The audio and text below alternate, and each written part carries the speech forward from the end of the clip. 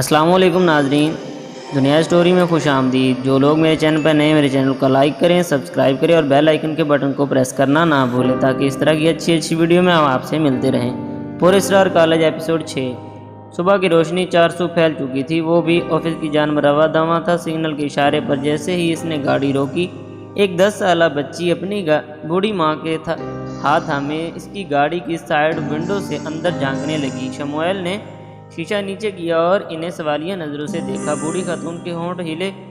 اسے تو کیا بچا پائے گا، اس کے لیے تو اس کے اپنے ہی کافی ہیں، لیکن اگر تو بھی بنا کوشش کیے ہاتھ پر ہاتھ دھرے بیٹھا رہا تو ملنی تجھے بھی نہیں ہے، بوڑھی نے کہا اور جھک کر 2 ہاتھ کا پیالہ بنایا اور ایک لوہے کا بنا ہوا سنہرے رنگ کا چھوٹا سا سانپ اس کے ہاتھ میں تھما دیا۔ ارے ماں، کچھ بھی بول دیے۔ صاحب جی، میری اماں بیمار ہے، کچھ پیسے ہی دے دو، ان کی علاج دی خاطر، رب دا واسطہ سکھی رہو۔ 10 سالہ بچی نے اپنی ماں کے ہاتھ کرتے ہوئے کہا، ارے بیٹا، جو خود فقیر ہو وہ کسی کو کیا دیں گے؟ وہ خود کو کسی طلب کرتے ہوئے چلوں گا، یہاں سے چلتے ہیں، بوڑھی نے کہا اور شائستگی سے اس بچی کا ہاتھ تھامے آگے بڑھ گئی، جبکہ وہ بچی غصے سے اس اماں کو گھورتی رہی۔ شموئیل چپ چاپ انہیں دیکھتا رہا۔ بوڑھی خاتون کی چمکتی سیاہ آنکھیں اسے ایک لفظ بھی نہیں بولنے دے رہی تھیں۔ غربت کے مارے تو دونوں کو یکساں پڑی تھی، لیکن پھر بھی کہا کہ کہیں کچھ تضاد تھا۔ اس بوڑھی اور اس کی 10 سالہ بچی، شموئیل نے سوچا، اور لگاتار گاڑیوں کے بے ہنگم شور کو سنتے ہی گاڑی کے آگے بڑھا لی۔ وہ مسلسل ڈرائیو کر رہا تھا، اس بات سے بے خبر کہ ایک سنہری رنگ کا چھوٹا سا لوہے کا سانپ بنا اپنی بھی اس کے ہاتھ میں موجود ہے۔ رات کی تاریکی عروج پر تھی۔ اس بندے پر بڑے پر اسرار کالج کے ایک عمارت کے آخری کمرے میں وہ اس کے ضعیف العمر شخص کے سامنے بیٹھی تھی، جس کی گردن جھکی ہوئی تھی، اور قریب ہی کھڑی بھوری آنکھوں اور بھورے بالوں والی حسین لڑکی زویا مسلسل ہنس رہی تھی۔ وہ سمجھ نہیں پا رہی تھی کہ اس پر اسرار ماحول میں وہ کیا کر رہے ہیں۔ بوڑھے شخص نے اپنی گردن کو دھیرے سے ہلایا تو زویا کی ہنسی کو بھی بریک لگی۔ سامنے بیٹھے شخص کی جھکی گردن اب دھیرے دھیرے اٹھ رہی تھی، اور پھر اس نے اپنا چہرہ سیدھا کیا۔ وہ ایک بے حد بوڑھا شخص تھا، جس کے سر پر اور چہرے کے بال مکمل سفید ہو گئے تھے، یہاں تک کہ اس کے بازوؤں میں اگے بال بھی سفید ہو گئے تھے۔ چہرے سے پاؤں تک ہر جگہ جھریاں چھائیاں تھیں اور اس کے مسلسل کانپ رہے تھے۔ ہماری بیٹی، بوڑھے ہونٹ دھیرے سے ہلے۔ کون ہیں آپ جناب؟ ہادیہ نے حیرت زدہ اس بوڑھے شخص کو دیکھا۔ چلو میرا ہی تھی، جیسے شدت سے کسی کا انتظار کر رہے ہو۔ اماں، میں جویریہ کی طرف جا رہا ہوں، مشال نے آواز لگائی اور چادر سر پر لیتی باہر کی طرف قدم بڑھا لیے۔ مشال، کیا تم اکیلی جا رہی ہو؟ اشال آپی جلدی سے کمرے سے نکلی۔ ارے اشی آپی، ہمیں آپ کی طرح میٹرک کر کے گھر میں نہیں بٹھا دیا گیا، بلکہ اتنی تعلیم اور اعتماد دیا گیا ہے کہ ہم اپنا ہر کام خود کر سکتی ہیں اور باہر کے معاملات میں بھی اچھے سے دیکھ سکتی ہیں۔ مشال نے چادر سے نکلتے بالوں کی لٹوں کو گول گول گھماتے کہا، بکو مت، تم لڑکی زاد ہو، اس طرح تنہا نہیں نکلنا چاہیے، اشال نے کہا اور اپنے 12 سالہ بھائی مزمل کو آواز دی، پیاری آپی، یہ 2 قدم کے فاصلے پر ہے جویریہ کا گھر، اور مزمل کو میرے ساتھ ہرگز مت بھیجیے گا، خود جا سکتی ہوں میں، مشال نے کہا اور غصے سے باہر کی طرف بڑھی۔ اشال پیچھے سے آوازیں ہی لگاتی رہ گئیں۔ جلدی وہ دشا کے گھر میں تھی۔ میری مما بابا بھی کہیں گئے اور دونوں چھوٹی بہنیں اپنے ٹیوٹرز سے پڑھ رہی تھی۔ ایسے ہی راستہ صاحب سے دشا نے ہنستے ہوئے کہا۔ مشال بھی مسکرا دی۔ چلو پھر چلتے ہیں، مشال نے کہا اور چادر اتار کر سائیڈ پر رکھ لی اور دوپٹہ اوڑھ لیا۔ چادر اوڑھ لو سر پہ، وہ اچھے لوگ نہیں ہیں، دشا نے کہا اور خود بھی چادر اوڑھ لی۔ عجیب و غریب دور گاؤں سے آتے ان ان پڑھ جہالت میں ڈوبے لوگوں کا رش لگا تھا، اور سب بابا جی سے ملنے کی خاطر اپنی اپنی باری کے انتظار میں تھے۔ دشا نے مرید کے لباس میں ملوث ایک خوبصورت لڑکے کو اشارہ کیا۔ وہ مسکراتا ہاں میں سر ہلاتا اندر بابا کے کمرے میں کچھ گیا کیا کچھ ہی پل کے بعد وہ باہر آیا اور ان دونوں کو کمرے میں جانے کا اشارہ کیا۔ وہ دونوں آگے بڑھی، صاف فرش پر سرخ رنگ کا قالین اور سامنے سیمنٹ سے بنی مسہری پر بیٹھے عجیب مخلوق کمرے میں پھیلی ایک ناپسندیدہ بو۔ ہاتھوں میں بے جا انگوٹھیاں اور چھلے پہن رکھے تھے، گلے میں مالائیں، اور خاص کر وہ مالا جس پر سفید رنگ کی کھوپڑی بنی تھی۔ وہ بدن پر برائے نام کپڑے تھے، کیا بس ایک بڑی سفید رنگ کی چادر سے بدن کو ڈھانپ رکھا تھا۔ بالوں چھوٹی چھوٹی چوٹیاں تھیں۔ وہ بابا جی ان دونوں کو سر پاؤں گھورتے رہے اور گرد ماحول اور بابا جی کو دیکھ کر مشال کا خود برا حال تھا، لیکن دشا کے کہنے پر وہ دھیرے سے بیٹھ گئی۔ بولو بابا جی، کرخت زدہ آواز گونجتی۔ وہ سب اب اپنی کزن کا علاج کروانا ہے، آپ سے اس کچھ برے اثرات ہیں۔ مشال نے دھیرے سے ضبط زدہ لہجے میں کہا، جائے گا، سب ہو جائے گا۔ بابا جی کے ہاتھ بلند کرتے کہا، جج جی۔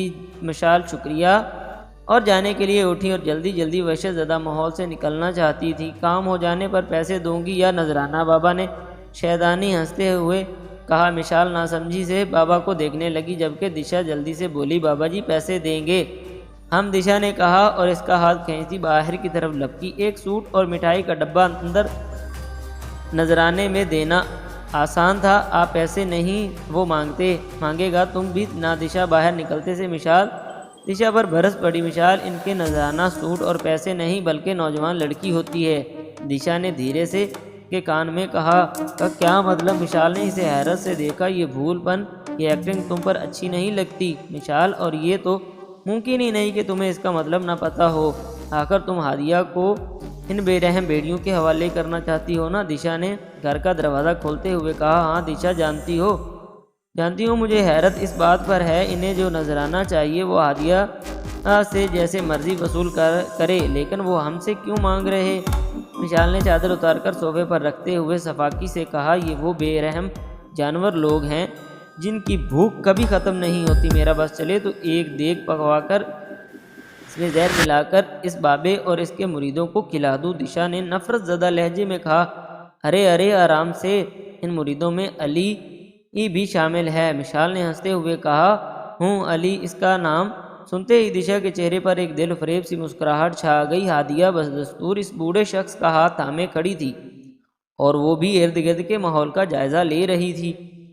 آخر یہاں کچھ بھی عجیب نہیں، پھر یہ کس کا انتظار کر رہے ہیں؟ اچانک سے مین گیٹ کے پار سے پناہ شور و غل سنائی دینے لگا، جیسے بہت سے لوگ باتیں کر رہے اور نعرے لگاتے ہوئے۔ مین گیٹ کے اس پار لوگوں کی آوازیں تیز ہوتی بڑھتی جا رہی تھی، جیسے یک قدم سے بہت سے لوگ مین گیٹ توڑ کر اندر داخل ہو جائیں گے۔ جیسے شور بڑھتا جا رہا تھا، ضعیف العمر شخص کے چہرے پر پراسرار مسکراہٹ بھی تیز ہوتی جا رہی تھی، اور یک دم گیٹ کھلا۔ بہت سے لوگ خوشی سے نعرے لگاتے اندر داخل ہوئے۔ ان لوگوں میں سب سے زیادہ اشخاص میں جس کی سفید رنگ کی شیروانی بھوری شال اوڑھ رکھی تھی اور دوسرے نے سیاہ رنگ کا کوٹ پہن رکھا تھا، ایک آواز بھی چاروں اوڑ گونج رہی تھی، حافظ بے حافظ زندہ باد، گوپال شروی زندہ باد۔ بعد ان دونوں اشخاص کو دیکھتے ضعیف العمر شخص کے وجود پر سر مہری چھا گئی۔ بھوری شال اور اوڑھے شخص کے ساتھ ساتھ ایک نوجوان خوبصورت لڑکی بھی سر پہ دوپٹہ اوڑھے ارد گرد شال لپیٹے بڑے وقار سے ان کے ساتھ ساتھ شانہ بشانہ چلتی اندر آ رہی تھی۔ اس لڑکی کے چہرے پر گہری مسکراہٹ چھائی تھی، اور پھر اس مسکراہٹ سے اٹھنے والا ڈمپل بھی نمایاں تھا۔ اس لڑکی کو دیکھتے ضعیف العمر شخص کا بجھا چہرہ یکدم کھل اٹھا۔ گیٹ سے داخل ہونے والا ہر شخص مسکرا رہا تھا، ہر شخص خوش تھا۔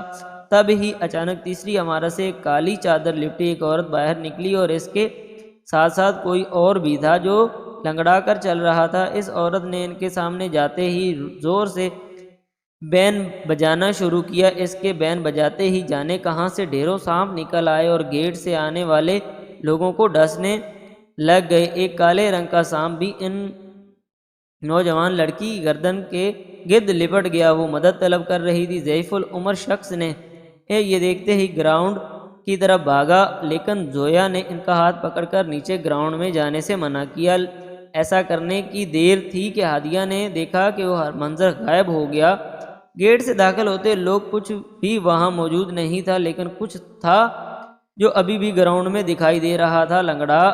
وہ لنگڑا اور چادر بھی لپٹی وہ عورت۔ زویا نے ان سے نظریں ملائے بنا بوڑھے کا ہاتھ تھاما اور اسے اندر کمرے میں لے گئی، جبکہ ہادیہ تنہا وہیں کھڑی رہی تھی۔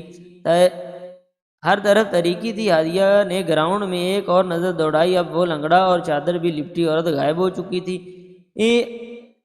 یہ گھبرا کر کمرے کی طرف بھاگی جہاں وہ ضعیف العمر شخص اور زویا گئی تھی، لیکن کمرہ خالی تھا۔ یہ کمرہ تھا جہاں ٹوٹی پھوٹی کرسیاں، ایک طرف ٹوٹی پھوٹی الماری پڑی تھی۔ یہ وہی کمرہ ہے جو میں نے بتایا کہ گرد دیکھا تھا جب نعت رسول صلی اللہ علیہ وآلہ وسلم کی محفل ہو رہی تھی، وہی کمرہ ہے۔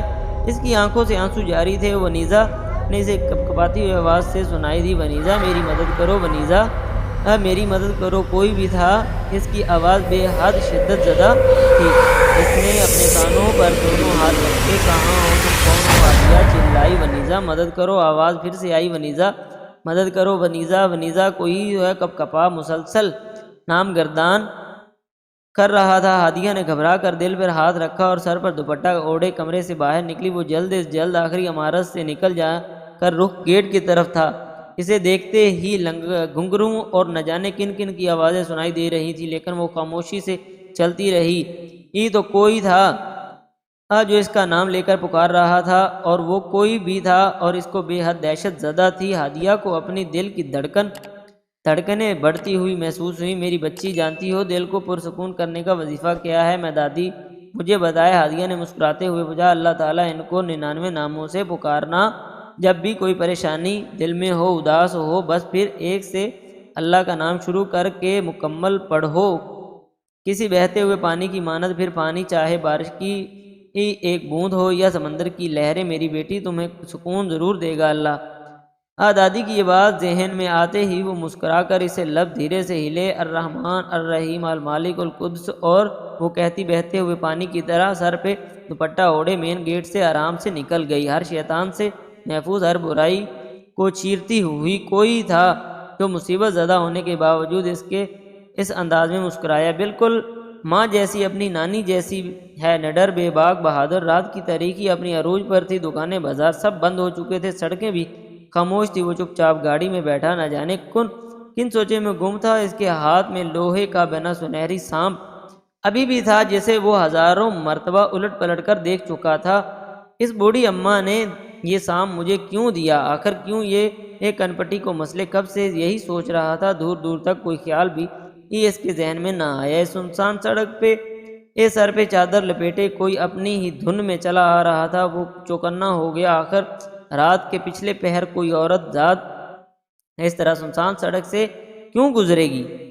یہ کوئی اور ہوائی مخلوق بھی ہو سکتی ہے۔ دھیرے سے صورتوں کی تلاوت کرتا مسلسل دھیان اس کی چادر پر پڑی کی طرف پڑی تو وہ خاتون اب مزید قریب آ چکی تھی، اور پھر اس نے بنا سوچے سمجھے یک دم سے کار کا دروازہ کھول دیا۔ ہادیہ!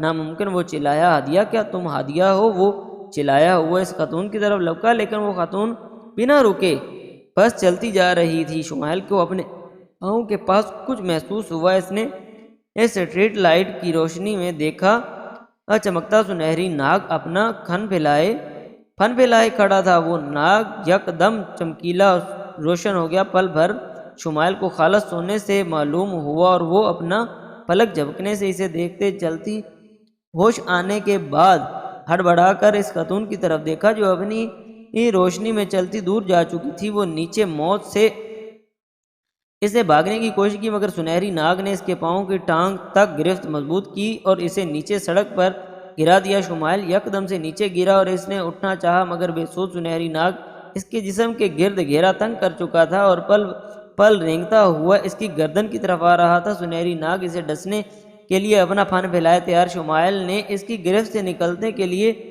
اپنے پاؤں مارنے کی کوشش کی، بے سود۔ اس سے پہلے کہ وہ ڈستا، سنہری ناگ کی شمائل کے ہاتھ میں موجود چمکتی چیز پر پڑی اسٹریٹ لائٹ کی روشنی پڑنے پر ابھی وہ زیادہ چمک رہی تھی۔ سنہری ناگ رینگتا ہوا اس کے ہاتھ تک پہنچا۔ لوہے کا بنا چمکتا سنہری ناگ دیکھتے ہی دیکھتے گرفت ڈھیلی ہوتی گئی۔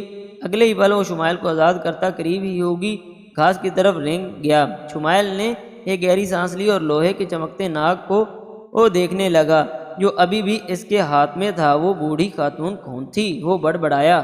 جاری ہے۔ امید کرتا ہوں میری یہ ویڈیو آپ کو اچھی لگی۔ اگر اچھی لگی تو میرے چینل کو لائک کریں، سبسکرائب کریں اور بیل آئیکن کے بٹن کو پریس کرنا نہ بھولیں تاکہ اس طرح کی اچھی ویڈیو میں ہم بار بار آپ سے ملتے رہیں۔ ملتے ہیں ایک نیکسٹ ایپیسوڈ میں، جب تک کے لیے اللہ حافظ۔